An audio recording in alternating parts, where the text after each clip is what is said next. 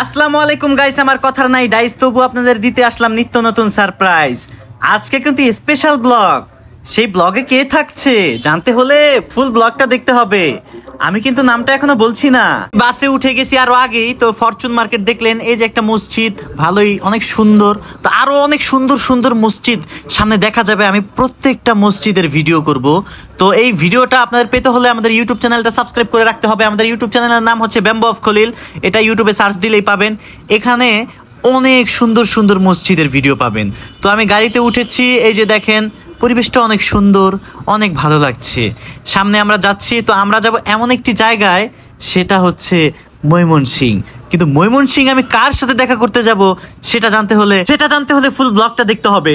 আরে কত সুন্দর করে আমার সাথে কষ্ট হইছে। আরে বউডারে রাইকা যাইতাছি গা, কত কষ্ট আমার বুকের মধ্যে চাপা। ভাই নতুন বিয়া কইরা ও বিপদে, এখন যে বউডারে রাইকা জায়গা যাইতে মন চায় না। আরে নাইমা গেছি বাস থেকে নাইমা আরেকটা বাসে উঠতে হইব। যাই হোক, ভাই ব্রাদার আত্মীয় স্বজন যারা আছেন সবাই লাইক কমেন্ট শেয়ার করে দেন। এই তো আরেকটা বাসে উঠে গেলাম, এখন আমরা যাচ্ছি ময়মনসিংহ। তো ময়মনসিংহের বাসে উঠেছি, এখন বাসটা ছাড়বে, একটু সময় লাগবে, খুব দ্রুতই ছেড়ে দিবে বললো, মাত্র 15 মিনিট লাগবে। তো আমার খুব ক্ষুধা লেগেছে, কি খাবো এখন বুঝতে পারতেছি না, বসে আছি। যাই হোক, ওইখানে গিয়ে কিছু নিয়ে নিব। যাই হোক ভাই, অনেক বেশি খিদা লেগেছে, তাই আমি বাস থেকে নেমে কিছু কিনে নিলাম। এখন বাসও ছেড়ে দিয়েছে, খুব দ্রুত যাচ্ছে, টানও খুব জোরে। যাই হোক, আমার পাটা খুব ব্যথা, পাউটা গেছে কাইটটা, রাস্তা দিয়ে যাইতে পারি না হাইটটা।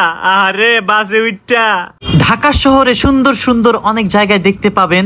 এই যে দেখেন একটা ব্রিজ, খুবই সুন্দর লাগছে, আশপাশে গাছপালা, আরো সুন্দর সুন্দর অনেক জায়গা আছে।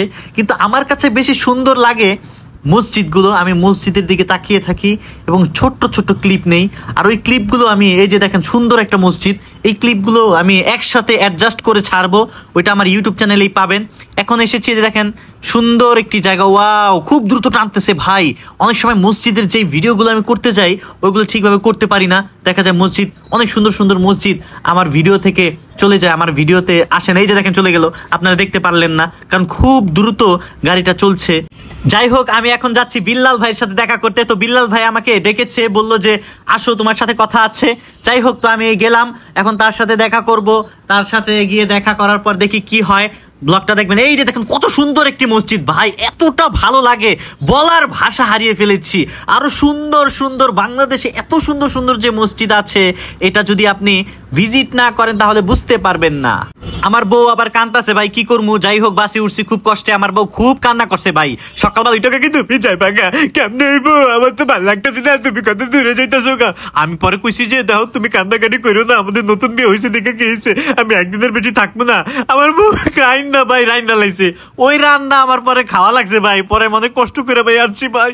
যাই হোক ভাই, আপনারা লাইক শেয়ার করে দিন। আমার বউ ভাই আমার অনেক পাগল। যাই হোক ভাই, আপনারা যাই বললাম, ওই যে ওই জায়গাটায় বিল্লাল ভাই ভিডিও করেছে। তো এরকম আর অনেক জায়গা আছে যেখানে ভিডিও করেছে। আরে কি ঘুম।